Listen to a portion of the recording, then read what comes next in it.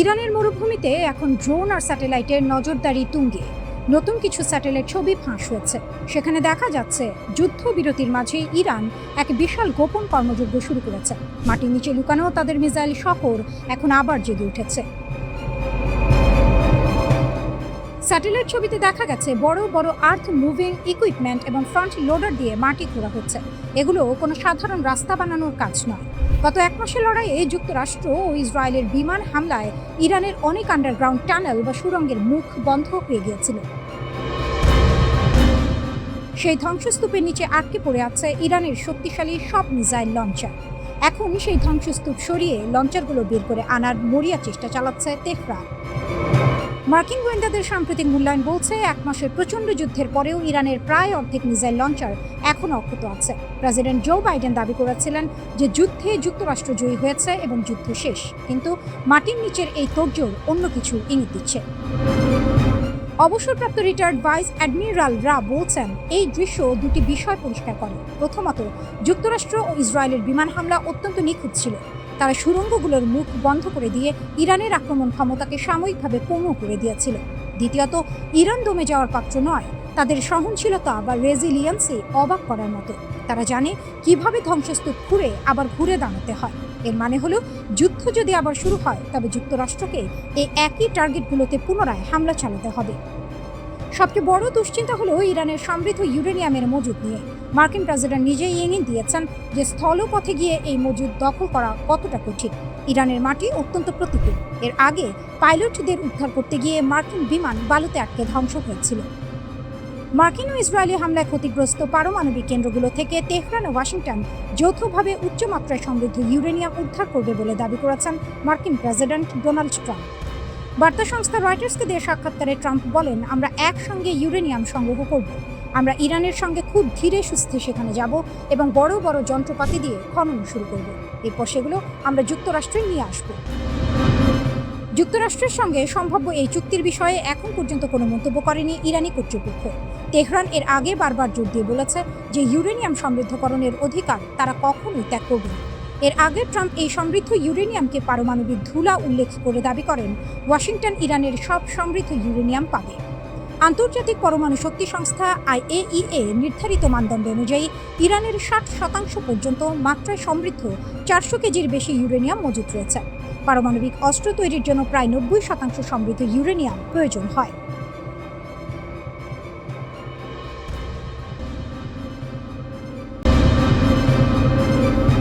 Iran ইস্যুতে Russia এবং চীন সরাসরি মার্কিন যুক্তরাষ্ট্রের কঠোর দাবির বিরুদ্ধে দাঁড়িয়েছে। তারা তেহরানের পারমাণবিক অবস্থানের প্রতি তাদের প্রকাশ্য এবং বলিষ্ঠ সমর্থন ব্যক্ত করেছে। চীন সফরে গিয়ে রাশিয়ার পররাষ্ট্রমন্ত্রী সার্গেই ল্যাভরভ বেইজিংয়ে চীনা নেতাদের সাথে বৈঠকের পর একটি অত্যন্ত তাৎপর্যপূর্ণ ও উত্তেজনাপূর্ণ বক্তব্য রাখেন। তিনি সাফ জানিয়ে দেন যে একচেটিয়া শান্তিপূর্ণ উদ্দেশ্যে ইরানের ইউরেনিয়াম সমৃদ্ধকরণের অধিকার অলঙ্ঘনীয়। তার মতে, এই অধিকার আন্তর্জাতিক আইনে অত্যন্ত স্পষ্টভাবে নিহিত। মার্কিন অবস্থানের ওপর সরাসরি আঘাত। ল্যাভরভের এই দ্ব্যর্থহীন মন্তব্য আন্তর্জাতিক পর্যায়ে চাঞ্চল্য তৈরি করেছে। এটি মূলত চলমান আলোচনায় ইরানের শূন্য ইউরেনিয়াম সমৃদ্ধকরণের বিষয়ে মার্কিন যুক্তরাষ্ট্রের কঠোর একগুঁয়েমিকে সরাসরি চ্যালেঞ্জ এবং খাটো করে দেখছে। আমেরিকার এই দাবির কোনো আইনি ভিত্তি নেই বলেই রুশ পররাষ্ট্রমন্ত্রী ইঙ্গিত দেন।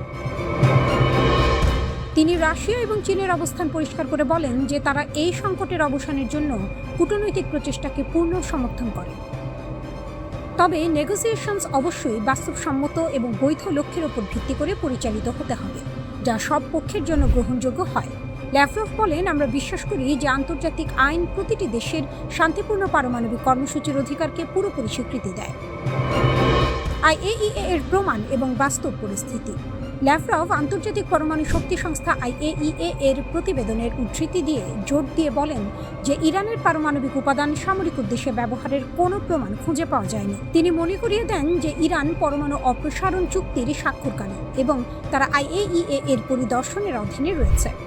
রুশ পররাষ্ট্রমন্ত্রী বলেন, আমরা দৃঢ়ভাবে বিশ্বাস করি যে ইরান তাদের পারমাণবিক কর্মসূচির জন্য আন্তর্জাতিক আইন এবং IAEA এর মানদণ্ড মেনে চলছে। তাদের শান্তিপূর্ণ কর্মসূচির অধিকারের উপর আঘাত করা আন্তর্জাতিক আইনের পরিপন্থী। তিনি 2015 সালের ঐতিহাসিক পারমাণবিক চুক্তিতে রাশিয়ার ভূমিকার কথা স্মরণ করিয়ে দেন। তখন রাশিয়া ইরানের সমৃদ্ধ ইউরেনিয়াম মজুদ ব্যবস্থাপনায় গুরুত্বপূর্ণ ভূমিকা পালন করেছিল।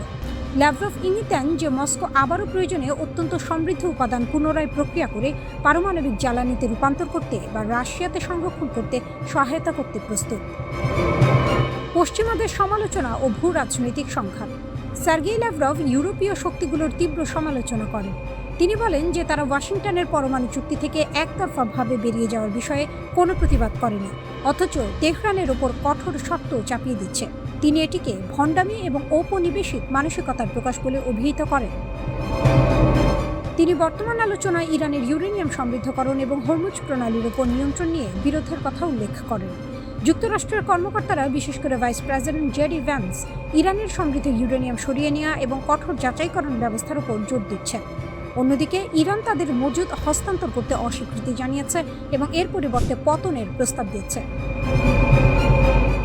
ল্যাভরভ অভিযোগ করেন যে পশ্চিমারা বিশ্বজুড়ে তাদের হেজেমনি বা আধিপত্য পুনরুদ্ধারের চেষ্টা করছে। তাদের দীর্ঘ ইতিহাসের দাস ব্যবসা এবং ঔপনিবেশিক মানসিকতা আজ আধুনিক রূপে প্রকাশিত হচ্ছে।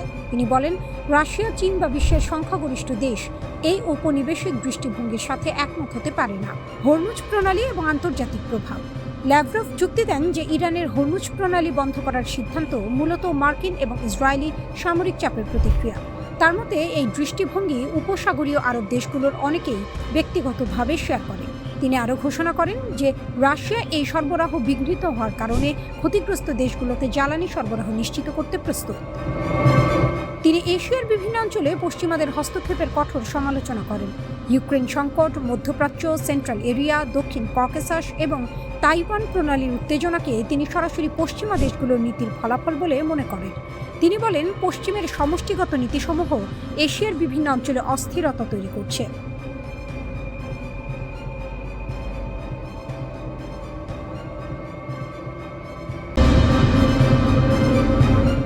মধ্যপ্রাচ্যের মানচিত্র থেকে মার্কিন আধিপত্যের তাসের ঘর যেন একে একে ভেঙে পড়ছে। একদিকে সিরিয়া থেকে শেষ মার্কিন সেনার পিছু হটা, অন্যদিকে পারস্য উপসাগরের আকাশে আমেরিকার সবচেয়ে দামি চোখ অন্ধ হয়ে যাওয়া। সব মিলিয়ে ওয়াশিংটন এখন এক চরম কৌশলগত বিপর্যয়ের মুখোমুখি। 2026 সালের এপ্রিলের এই দিনগুলো মার্কিন সামরিক ইতিহাসে এক কালিমালিপ্ত অধ্যায় হিসেবে লেখা থাকবে। দীর্ঘ বছরের মোতায়েন, আইএস বিরোধী অভিযান আর ইরানকে ঠেকিয়ে রাখার স্ট্র্যাটেজিক ফুটহোল্ড সবই এখন অতীত। সিরিয়ায় মার্কিন সামরিক উপস্থিতির শেষ চিহ্নটুকুও মুছে গেছে। উত্তর পূর্ব সিরিয়ার শেষ ঘাঁটিটি হস্তান্তর করে মার্কিন বাহিনী এখন জর্ডান ও ইরাকের পথে। মজার ব্যাপার হলো, এই পিছু হটা কোনো বিজয়োল্লাস নয়, বরং ইরান সমর্থিত গোষ্ঠীগুলোর হামলার ভয়ে অনেকটা গোপনে স্থলপথে সম্পদ সরিয়ে নেওয়া। প্রেসিডেন্ট আহমেদ আল শারা ক্ষমতায় আসার পর কুর্দি নেতৃত্বাধীন এসডিএফ সিরীয় সেনাবাহিনীর সাথে একীভূত হওয়ার চুক্তি করেছে। ফলে ওয়াশিংটনের দীর্ঘদিনের প্রক্সি রাজনীতির স্থাপত্য ধূলিসাৎ হয়ে গেছে। সিরিয়া এখন এমন এক সংঘাতের ভূমি যা একসময় যুক্তরাষ্ট্র নিয়ন্ত্রণ করতে চেয়েছিল, আর আজ তা অন্যদের হাতে ছেড়ে দিয়ে নিঃশব্দে প্রস্থান করতে হচ্ছে। সিরিয়া ত্যাগের ক্ষতের ওপর নুনের ছিটা হয়ে এসেছে পারস্য উপসাগরের বিপর্যয়। গত 9 এপ্রিল আমেরিকার গর্ব $240 মিলিয়ন মূল্যের MQ-4C ট্রাইটন ড্রোনটি নিখোঁজ হয়েছে। এটি কোনো সাধারণ ড্রোন নয়, এর এক একটি দাম একাধিক F-35 স্টেলথ ফাইটারের চেয়েও বেশি। 52,000 ফুট উচ্চতায় ওড়ার ক্ষমতা সম্পন্ন এই hi tech eye in the sky কেন এবং কিভাবে হারিয়ে গেল তা নিয়ে পেন্টাগনে এখন শোকের মাতম। ওপেন সোর্স ডেটা বলছে 3 ঘন্টার টহল শেষে ফেরার পথে ড্রোনটি হঠাৎ ইরানের দিকে মোড় নেয় এবং এরপরই সিগন্যাল উধাও হয়ে যায়। মার্কিন নৌবাহিনী একে ক্লাস এ মিসহ্যাপ বলে দায় সারতে চাইলেও আসল সত্যটা অনেক বেশি ভয়াবহ। $1 বিলিয়ন চিতা কেবল একটি ট্রাইটন নয়, পরিসংখ্যান বলছে এই যুদ্ধে 1 মাসে মার্কিন বিমান বাহিনীর ক্ষয়ক্ষতি রূপ নিয়েছে এক দুঃস্বপ্নে। 24টি MQ-9 রিপার ড্রোন। পারস্য উপসাগর ও হরমুজ প্রণালীর আশেপাশে ইরান অন্তত 24টি রিপার ড্রোন ভূপাতিত করেছে, যার বাজার মূল্য প্রায় $720 মিলিয়ন। কৌশলগত সম্পদ ধ্বংস। শুধু ড্রোন নয়, এই সংঘাতের প্রথম মাসেই যুক্তরাষ্ট্র হারিয়েছে E-3 সেন্ট্রি অ্যাওয়াক্স, A-10 ওয়ারথগ এবং F-15E এর মতো বাঘা বাঘা যুদ্ধ বিমান। 1 মাসের কম সময়ে পেন্টাগনের ক্ষতির অঙ্ক $1 বিলিয়ন ছাড়িয়ে গেছে। আকাশপথে যে অপ্রতিদ্বন্দ্বী শ্রেষ্ঠত্বের বড়াই ওয়াশিংটন করত, ইরানের অত্যাধুনিক আকাশ প্রতিরক্ষা ব্যবস্থার সামনে তা এখন প্রশ্নের মুখে। ড্রাগন ও পারস্যের সাঁড়াশির চাল। এই উত্তেজনার মধ্যে সিরিয়া ও ইরাক থেকে মার্কিন পিছু হটা এবং আকাশপথে একের পর এক হার সব মিলিয়ে মধ্যপ্রাচ্যে যুক্তরাষ্ট্রের সুয়েজ মুহূর্ত উপস্থিত হয়েছে। যে ড্রোনগুলো একসময় আফগানিস্তান বা ইয়েমেনে নির্বিঘ্নে দাপিয়ে বেড়াতো, তারা এখন ইরানের আকাশসীমায় ঢোকা মাত্রই কবরে পরিণত হচ্ছে। বিশ্লেষকরা বলছেন, দীর্ঘ পাল্লার ক্ষেপণাস্ত্র ফুরিয়ে আসায় যুক্তরাষ্ট্র এখন ড্রোনের ওপর বেশি নির্ভর করতে বাধ্য হচ্ছে, আর সেই সুযোগটি নিচ্ছে তেহরান। এমনকি বন্ধু দেশ ইসরায়েল বা আমিরাতের ড্রোনগুলো রক্ষা পাচ্ছে না। ইরান যুক্তরাষ্ট্র সংঘাত যখন দিন দিন আরও বিস্ফোরক রূপ নিচ্ছে, ঠিক তখনই আকাশে শুরু হয়েছে এক নতুন যুদ্ধ। ড্রোন, যুদ্ধবিমান আর মিসাইলের এক ভয়ঙ্কর সংঘর্ষ। ইরান দাবি করেছে তাদের আকাশসীমার গভীরে একটি বহুমূল্যের মার্কিন ড্রোন ভূপাতিত করা হয়েছে। দেশটির আধা সরকারি বার্তা সংস্থা ফার্স্ট নিউজ জানায়, ইস্পাহান প্রদেশের আকাশে একটি MQ-1 ড্রোন ধ্বংস করা হয়েছে। এই অভিযান পরিচালনা করেছে Islamic revolutionary guard corps IRGC। ইরানের দাবি এটি ছিল যুক্তরাষ্ট্র ও ইসরায়েলের যৌথ নজরদারি মিশনের অংশ, যা তাদের উন্নত সমন্বিত আকাশ প্রতিরক্ষা ব্যবস্থার মাধ্যমে ধ্বংস করা হয়। শুধু ড্রোন নয়, ইরান আরও বড় দাবি তুলছে। তাদের মতে, সাম্প্রতিক সংঘর্ষে তারা একাধিক মার্কিন যুদ্ধবিমান ভূপাতিত করেছে, যার মধ্যে রয়েছে হরমুজ প্রণালীর কাছে এবং দক্ষিণ পশ্চিম ইরানের আকাশে সংঘটিত হামলা। ইরানি কর্মকর্তারা একে বলছেন একটি টার্নিং পয়েন্ট, একটি কালো দিন যেখানে যুক্তরাষ্ট্র ও ইসরায়েলের আকাশ শক্তিকে বড় ধাক্কা দেওয়া হয়েছে। একই সময় ইসরায়েলও থেমে নেই। তারা তেহরানের গুরুত্বপূর্ণ স্থাপনাগুলোতে হামলার ঘোষণা দিয়েছে। লক্ষ্যবস্তু ছিল আকাশ প্রতিরক্ষা ব্যবস্থা, অস্ত্র গবেষণা কেন্দ্র এবং ব্যালিস্টিক মিসাইল সংরক্ষণাগার। ইসরায়েলের দাবি এসব স্থাপনা ইরানের উন্নত অস্ত্র তৈরির মূল কেন্দ্র, যদিও এসব হামলার স্বাধীনভাবে যাচাই করা তথ্য এখনও পাওয়া যায়নি। এই সংঘর্ষে আকাশ যেন হয়ে উঠেছে যুদ্ধক্ষেত্র। ড্রোন, ফাইটার জেট, ফ্লেয়ার সব মিলিয়ে এক উচ্চ ঝুঁকির লড়াই চলছে। এরই মধ্যে তাসনিম নিউজ এজেন্সি নতুন দাবি তুলেছে। তারা বলছে একটি মার্কিন বা ইসরায়েলি যুদ্ধবিমান ভূপাতিত হতে পারে। তাদের প্রকাশিত ছবিতে দেখা গেছে ধ্বংসাবশেষ, যেখানে একটি ইঞ্জিনের এক্সহস্ট অংশ দেখা যায়। বিশ্লেষকদের মতে এটি F-16 বা F-35 হতে পারে, তবে F-16 হওয়ার সম্ভাবনাই বেশি।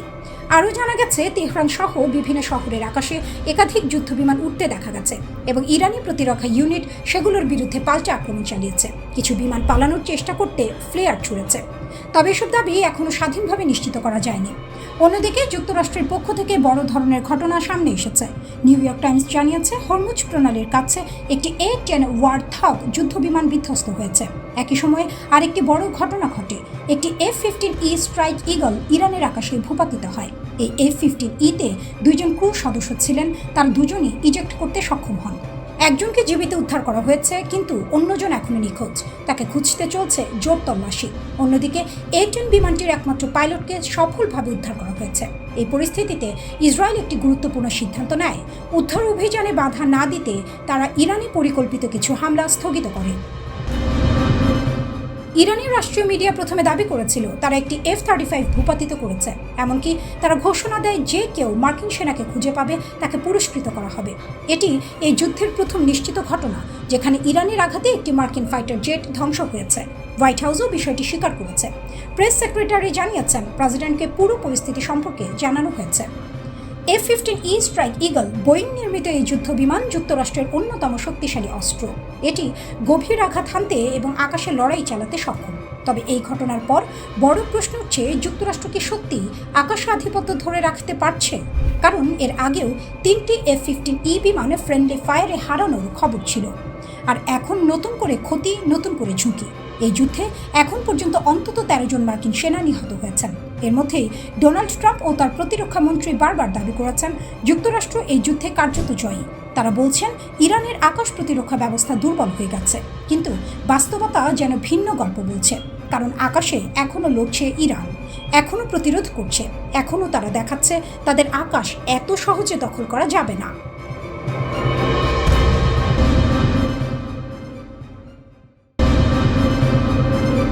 আবারও যুক্তরাষ্ট্রের অশনি সংকেত। যুক্তরাষ্ট্র ও ইরানের চলমান সংঘাতে হঠাৎ করেই নাটকীয় মোড়, আর সেই মোড় ঘিরে তৈরি হয়েছে রহস্য, উত্তেজনা আর ভয়ের এক বিস্ফোরক মিশ্রণ। ইরানের রাষ্ট্রীয় গণমাধ্যম প্রেস টিভি এমন কিছু ছবি প্রকাশ করেছে যা পুরো পরিস্থিতিকে আরও জটিল করে তুলেছে। তাদের দাবি, কুয়েতে একটি মার্কিন সামরিক ঘাঁটিতে থাকা একটি CH-47 ঝিনুক হেলিকপ্টার ড্রোন হামলায় মারাত্মকভাবে ক্ষতিগ্রস্ত হয়েছে। এই হেলিকপ্টারটি শুধু একটি যান নয়, এটি মার্কিন সেনাবাহিনীর অন্যতম শক্তিশালী লজিস্টিক অস্ত্র, যা সৈন্য, অস্ত্র ও সরঞ্জাম দ্রুত পরিবহনে ব্যবহৃত হয়। কিন্তু এখানেই প্রশ্ন, এই ঘটনার কোনো আনুষ্ঠানিক স্বীকৃতি দেয়নি ওয়াশিংটন। পেন্টাগন এখনও নীরব, আর এই নীরবতাই যেন আরও বড় ঝড়ের পূর্বাভাস।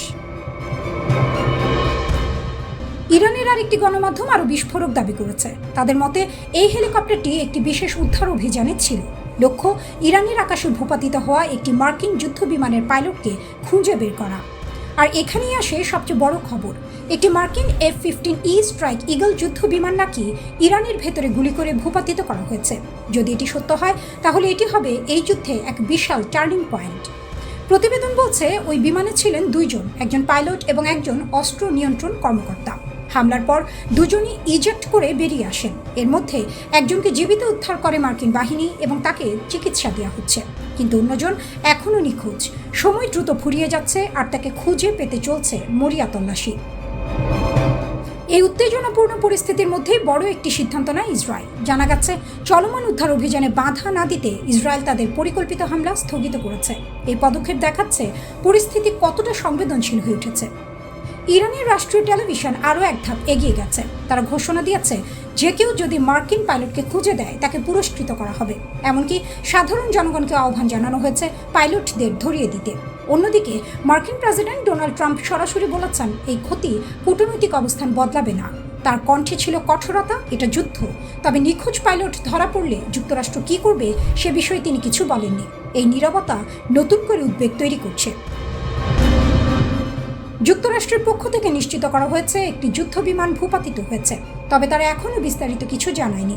হোয়াইট হাউস জানিয়েছে, প্রেসিডেন্টকে পুরো পরিস্থিতি সম্পর্কে অবহিত করা হয়েছে। এই ঘটনার মধ্য দিয়ে আরেকটি বিষয় স্পষ্ট হয়ে উঠছে, ইরানের আকাশ প্রতিরক্ষা এখনও শক্তিশালী। যুক্তরাষ্ট্র এতদিন দাবি করে আসছিল তারা আকাশে পূর্ণ নিয়ন্ত্রণ প্রতিষ্ঠা করেছে, কিন্তু এই ঘটনাই দেখাচ্ছে ইরান এখনও প্রতিরোধ গড়ে তুলতে সক্ষম। এর আগে এই যুদ্ধে আরও 3টি F-15E বিমান হারানোর খবর এসেছে, যদিও সেগুলো ফ্রেন্ডলি ফায়ারের কারণে। এখন পর্যন্ত অন্তত 13 জন মার্কিন সেনা নিহত হয়েছে। একদিকে নিখোঁজ পাইলটের খোঁজে মরিয়া যুক্তরাষ্ট্র, অন্যদিকে ইরানের কঠোর অবস্থান। আকাশে প্রতিনিয়ত বাড়ছে উত্তেজনা, মাটিতে জমছে অনিশ্চয়তা। এই যুদ্ধ এখন আর শুধু অস্ত্রের লড়াই নয়, এটি সম্মান, ক্ষমতা আর টিকে থাকার এক ভয়ঙ্কর পরীক্ষা। আর সেই পরীক্ষার প্রতিটি মুহূর্ত যেন নতুন করে মধ্যপ্রাচ্যের ভবিষ্যৎ।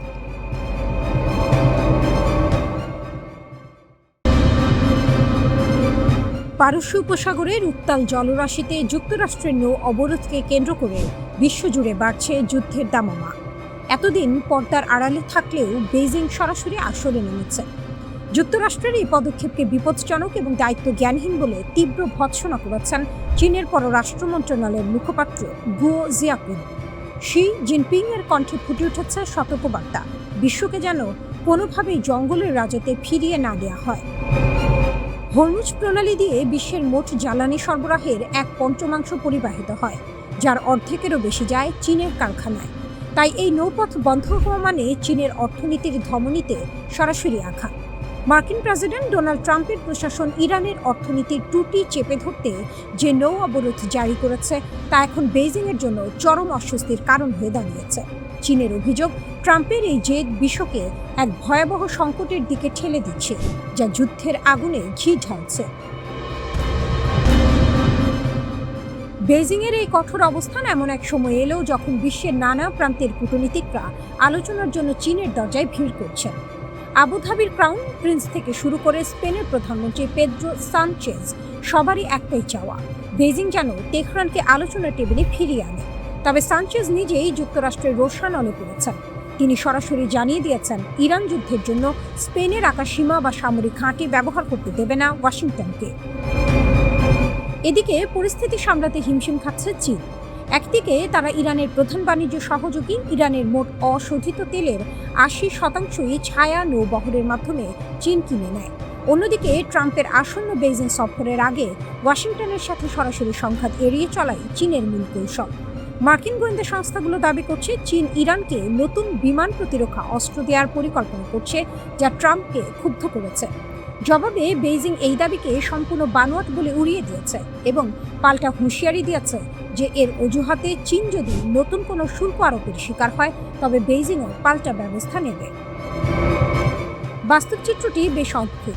হরমুজ প্রণালীতে এখন বাণিজ্যিক জাহাজের চলাচল প্রায় শূন্যের কোঠায়। এর মধ্যে মঙ্গলবার মার্কিন নিষেধাজ্ঞার কবলে পড়া একটি চীনা ট্যাঙ্কার রিচ স্টারিকে প্রণালী অতিক্রম করতে দেখা যাচ্ছে, যা পুরো পরিস্থিতির জটিলতাকে আরও বাড়িয়ে দিয়েছে। জাহাজটি বারবার গতিপথ পরিবর্তন করে অনিশ্চয়তার জন্ম দিয়েছে, যা নির্দেশ করে যে বিশ্ব বাণিজ্য এখন কতটা ভয়ের ওপর ভিত্তি করে চলছে। বিশ্লেষকদের মতে ট্রাম্পের এই অবরোধের মূল লক্ষ্য কেবল ইরান নয়, বরং চীনকেও অস্বস্তিতে ফেলা, যাতে বেইজিং তাদের প্রভাব খাটিয়ে তেহরানকে পরমাণু ও আঞ্চলিক কর্মকাণ্ড থেকে নিবৃত্ত করতে বাধ্য হয়। কিন্তু বেইজিংয়ের হাতে থাকা তেলের মজুদ ও বিকল্প জ্বালানি ব্যবস্থা তাদের এই মার্কিন চাপে নতি স্বীকার না করার সাহস দিচ্ছে। তবে মধ্যপ্রাচ্যে চীনের বিনিয়োগ আজ চরম ঝুঁকির মুখে। ইরানের পাল্টা আঘাতে উপসাগরীয় দেশগুলোর অবকাঠামো যদি তাসের ঘরের মতো ভেঙে পড়ে, তবে তার বড় মাসুল গুনতে হবে চীনকে।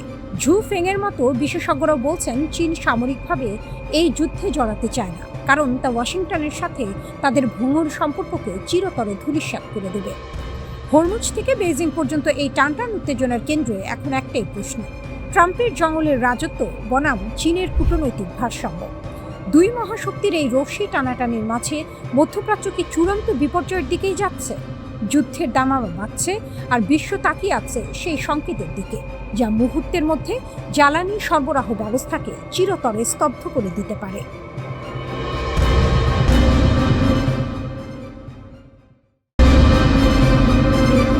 ইরাকে মার্কিন ঘাঁটিগুলো লক্ষ্য করে শুরু হয়েছে সমন্বিত হামলার নতুন ঢেউ। মাত্র 24 ঘন্টায় 6টি নির্ভুল হামলার দাবি করেছে ইসলামিক রেজিস্ট্যান্স অফ ইরাক। ইরাকের কুর্দিস্তান অঞ্চলের গুরুত্বপূর্ণ কেন্দ্র এরবিলে একের পর এক বিস্ফোরণ শোনা গেছে। স্থানীয় সূত্র বলছে একাধিক কামিকাজি ড্রোন ছোড়া হয়েছে মার্কিন লক্ষ্যবস্তুতে, আর সেগুলো নির্ভুলভাবে আঘাত হেনেছে। একই সময় বাগদাদ আন্তর্জাতিক বিমানবন্দরের কাছেও ড্রোন হামলা হয়েছে, যেখানে মার্কিন সামরিক সহায়ক ঘাঁটি লক্ষ্যবস্তু ছিল। শুধু তাই নয়, একটি আল আরাব ক্ষেপণাস্ত্র ছোড়ার ভিডিও সামনে এসেছে, যা সরাসরি মার্কিন ঘাঁটির দিকে ছুটে গেছে। একজন ইরাকি কর্মকর্তা হামলার সত্যতা নিশ্চিত করলেও হতাহতের বিষয়ে কিছু বলেননি। তবে রেজিস্ট্যান্স গোষ্ঠীর বার্তা পরিষ্কার: বিদেশি সেনারা ইরাক ছাড়ার আগ পর্যন্ত এই হামলা চলবে। এই উত্তেজনার মধ্যে হঠাৎই সংঘাত রূপ নেয় আরও বড় এক ঝড়ে। ইরান শুরু করেছে তাদের অপারেশন ট্রু প্রমিস 4-এর 91তম ঢেউ। ব্যালিস্টিক ক্ষেপণাস্ত্র আর ড্রোনের বৃষ্টি নেমেছে, আর প্রধান লক্ষ্য এখন ইসরায়েলের বড় শহরগুলো। তেল আবিব, হাইফা হঠাৎ করেই সাইরেনের শব্দে কেঁপে ওঠে শহর। বলা হচ্ছে প্রায় 50 লাখ মানুষ ছুটে গেছে বাংকারে আশ্রয় নিতে। আকাশে বিস্ফোরণের পর বিস্ফোরণ, চারদিকে আতঙ্ক, বিশৃঙ্খলা। জরুরি সেবা কর্মীরা হিমশিম খাচ্ছে, একসাথে এত হামলা সামাল দেয়া যেন অসম্ভব হয়ে উঠছে।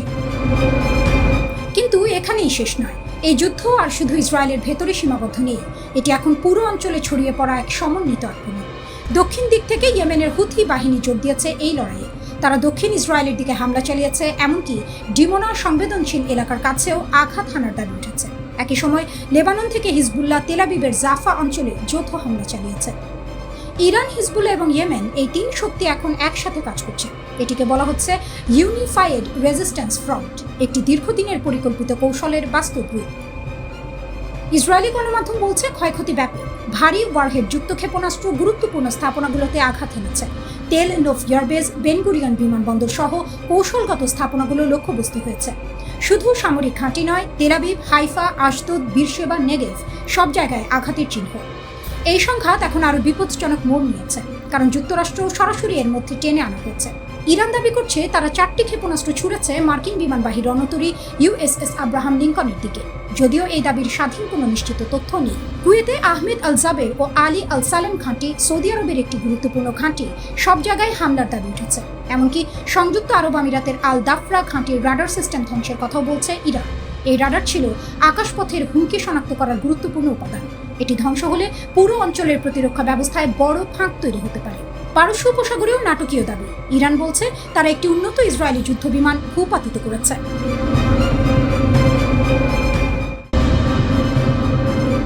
মধ্যপ্রাচ্যে উত্তেজনা চরমে, যুদ্ধের আশঙ্কা ক্রমেই ঘনীভূত হচ্ছে। এমন পরিস্থিতিতে ইরানের সেনাপ্রধান আমির হাতামি কঠোর হুঁশিয়ারি দিয়েছেন। কেউ যদি ইরানের মাটিতে স্থল অভিযান চালানোর সাহস করে, তবে একজন আক্রমণকারীও জীবিত ফিরতে পারবে না। এক গুরুত্বপূর্ণ ভাষণে তিনি স্পষ্টভাবে নো কোয়ার্টার নীতি ঘোষণা করেন, অর্থাৎ শত্রুর প্রতি কোনো দয়া দেখানো হবে না। দেশের সব কমান্ড ও কন্ট্রোল সেন্টারের সামরিক কর্মকর্তাদের উদ্দেশ্যে দেওয়া এই বার্তায় তিনি বলেন, এখন সময় সর্বোচ্চ সতর্ক থাকা। স্থল, নৌ ও বিমান বাহিনীর কমান্ডারদের নির্দেশ দেওয়া হয়েছে যেন তারা শত্রুর প্রতিটি পদক্ষেপ মুহূর্তে মুহূর্তে বিশ্লেষণ করেন। হাতামি জোর দিয়ে বলেন, ইরানের সেনাবাহিনী শুধু প্রতিরক্ষার জন্যই নয়, আক্রমণের জন্য পুরোপুরি প্রস্তুত। তার ভাষায়, আমাদের লক্ষ্য একটাই, দেশকে নিরাপদ রাখা এবং যুদ্ধের কালো ছায়া দূর করা। তবে একই সঙ্গে তিনি পরিষ্কার করে দিয়েছেন, ইরানিরা যদি নিরাপদ না থাকে, তাহলে শত্রুপক্ষকেও কোথাও নিরাপদ থাকতে দেওয়া হবে না। সম্প্রতি ডোনাল্ড ট্রাম্প এর বক্তব্য পরিস্থিতিকে আরও উত্তপ্ত করে তুলেছে। ট্রাম্প ইঙ্গিত দিয়েছেন, যুদ্ধের পর ইরানকে নতুনভাবে সাজানো হতে পারে। এই মন্তব্যের তীব্র সমালোচনা করে হাতামি বলেন, এটি প্রমাণ করে যে যুক্তরাষ্ট্র ও ইসরায়েলের আসল উদ্দেশ্য ইরানকে মানচিত্র থেকে মুছে ফেলা। তবে তিনি আত্মবিশ্বাসের সঙ্গে বলেন, ইরানের জনগণ ও সেনাবাহিনী কোনোভাবেই এই পরিকল্পনা সফল হতে দেবে না। বর্তমান পরিস্থিতিতে তিনি একটি স্লোগান সামনে এনেছেন, সবই ইরানের জন্য। এই নীতিতে অটল থেকে চূড়ান্ত বিজয় না পাওয়া পর্যন্ত লড়াই চালিয়ে যাওয়ার ঘোষণা দিয়েছেন তিনি। এতে বোঝা যাচ্ছে, ইরান এখন আপোষের পথ নয়, বরং চূড়ান্ত মোকাবিলার পথেই হাঁটছে। এদিকে ইরানের সর্বোচ্চ নেতা আয়াতুল্লাহ আলী খামেনিকে হত্যার ঘটনার পর পরিস্থিতি আরও ভয়াবহ রূপ নিয়েছে। গত 28 ফেব্রুয়ারির ওই ঘটনার পর থেকেই যুক্তরাষ্ট্র ও ইসরায়েল ইরানের ওপর ব্যাপক সামরিক অভিযান শুরু করেছে বলে দাবি করা হচ্ছে। এর জবাবে ইরানও বসেনি। তারা শত শত মিসাইল ও ড্রোন দিয়ে পাল্টা হামলা চালাচ্ছে ইসরায়েল এবং ওই অঞ্চলে থাকা মার্কিন ঘাঁটিগুলোতে।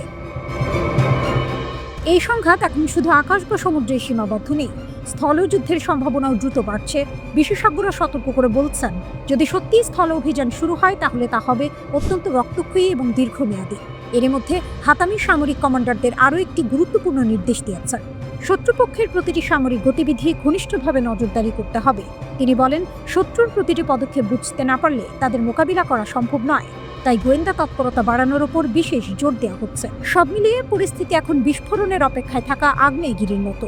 একদিকে যুক্তরাষ্ট্র ও ইসরায়েলের চাপ, অন্যদিকে ইরানের কঠোর অবস্থান। এই দুয়ের সংঘর্ষ মধ্যপ্রাচ্যকে ঠেলে দিতে পারে আরও ভয়াবহ যুদ্ধের দিকে।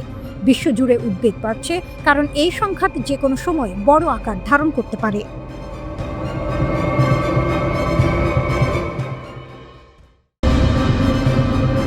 হঠাৎ সাইরেন, আতঙ্কে দৌড়াচ্ছে মানুষ, বাংকারের দিকে ছুটছে শ্রমিক, নিরাপত্তা কর্মী, সাধারণ নাগরিক।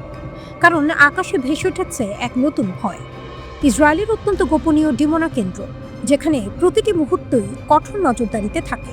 কিন্তু সেই জায়গাতেই জারি করা হলো লাল সতর্কতা, কারণ ইয়েমেনের হুথি বিদ্রোহীদের ক্ষেপণাস্ত্র হামলার আশঙ্কা। ইয়েমেনের ইরান সমর্থিত হুথি বিদ্রোহীরা ইসরায়েলের সবচেয়ে সুরক্ষিত ও গোপনীয় স্থান হিসেবে পরিচিত ডিমোনা পরমাণু গবেষণা কেন্দ্র লক্ষ্য করে নজিরবিহীন ক্ষেপণাস্ত্র হামলা চালিয়েছে।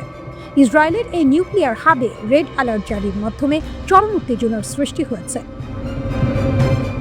ঘটনার আগের দিনই একটি শিল্প স্থাপনায় আঘাত হানে ইরানের ক্ষেপণাস্ত্র। বিস্ফোরণের পর আগুন জ্বলে ওঠে, জরুরি দল ছুটে যায়। আশঙ্কা তৈরি হয় বিপজ্জনক রাসায়নিক ছড়িয়ে পড়তে পারে। পুরো এলাকা ঘিরে ফেলে নিরাপত্তা বাহিনী। এরপর থেকেই টানা সাইরেন, আকাশে প্রতিরক্ষা ব্যবস্থার গর্জন, একের পর এক হামলা ঠেকানোর চেষ্টা। এর আগেও মার্চের 21 তারিখে ডিমোনার কাছাকাছি দুটি শহরে ইরানের ব্যালিস্টিক ক্ষেপণাস্ত্র হামলায় অন্তত 180 জন আহত হয়। তখন আন্তর্জাতিক সংস্থাগুলো বলেছিল পারমাণবিক স্থাপনায় কোনো ক্ষতি হয়নি, কিন্তু এই ধারাবাহিক হামলা নতুন করে শঙ্কা তৈরি করছে। এই উত্তেজনার মধ্যে মঞ্চে প্রবেশ করল হুথি বিদ্রোহীরা। ইয়েমেন থেকে 1000 কিলোমিটার দূরের লক্ষ্যবস্তুতে আঘাত করার সক্ষমতা তারা আগেই দেখিয়েছে। ড্রোন, ক্রুজ ক্ষেপণাস্ত্র, ব্যালিস্টিক ক্ষেপণাস্ত্র সবই তাদের হাতে। সম্প্রতি তারা ইসরায়েলের দক্ষিণাঞ্চলে একাধিক হামলা চালিয়েছে। এমনকি একটি ড্রোন দক্ষিণের শহরের আকাশে ঢোকার পর ভূপাতিত করা হয়। হুথিরা স্পষ্ট জানিয়েছে এটি কেবল শুরু। তারা বলছে, ইরান ও লেবাননের মিত্রদের সঙ্গে সমন্বয় করে তারা আরও হামলা চালাবে যতক্ষণ না তাদের দাবি পূরণ হয়। এখানেই বদলে যাচ্ছে খেলার নিয়ম, কারণ হুথিদের সবচেয়ে বড় শক্তি শুধু ক্ষেপণাস্ত্র নয়, তাদের অবস্থান। লোহিত সাগরের প্রবেশপথ বাব আল মানদেব প্রণালী। এই সরু জলপথ দিয়ে বিশ্বের বিশাল অঙ্কের বাণিজ্য চলে, তেল যায়, পণ্য যায়, অর্থনীতি চলে। যদি এই পথ বন্ধ হয়ে যায়, বিশেষজ্ঞরা বলছেন সেটি হবে এক দুঃস্বপ্ন। কারণ একই সময়ে যদি হরমুজ প্রণালীও চাপে থাকে, তাহলে বিশ্ব বাণিজ্যের দুটি প্রধান পথ একসঙ্গে সংকটে পড়বে। তখন শুধু মধ্যপ্রাচ্য নয়, পুরো বিশ্ব কেঁপে উঠবে। জাহাজগুলো বিকল্প পথ খুঁজবে। আফ্রিকা ঘুরে দীর্ঘ পথ নিতে হবে, সময় বাড়বে, খরচ বাড়বে, তেলের দাম আকাশ ছুঁতে পারে, বাজারে অস্থিরতা তৈরি হবে। হুথিরা অত্যন্ত জটিল এবং প্রতিকূলতা কাটিয়ে উঠতে সক্ষম একটি গোষ্ঠী। 2025 সালের অগাস্টে ইসরায়েলি গোয়েন্দা তথ্যের ভিত্তিতে এক হামলায় হুথিদের প্রধানমন্ত্রী, চিফ অফ স্টাফ এবং একদল ক্যাবিনেট মন্ত্রী নিহত হলেও ইসরায়েল কখনো গোষ্ঠীটির মূল নেতা আব্দুল মালিক আল হুথির অবস্থান শনাক্ত করতে পারেনি। জাতিসংঘ প্রতিবেদন অনুযায়ী হুথিদের অধিকাংশ অস্ত্র তেহরান থেকে এলেও তারা এ পর্যন্ত সরাসরি ইরানের পক্ষে লড়েনি। ইসরায়েল এখন চতুর্মুখী যুদ্ধের সম্মুখীন। উত্তর থেকে হিজবুল্লাহ, পূর্ব থেকে ইরান এবং দক্ষিণ থেকে হুথিদের এই সারাশাসী আক্রমণ মধ্যপ্রাচ্যকে এক মহাপ্রলয়ের দিকে ঠেলে দিচ্ছে।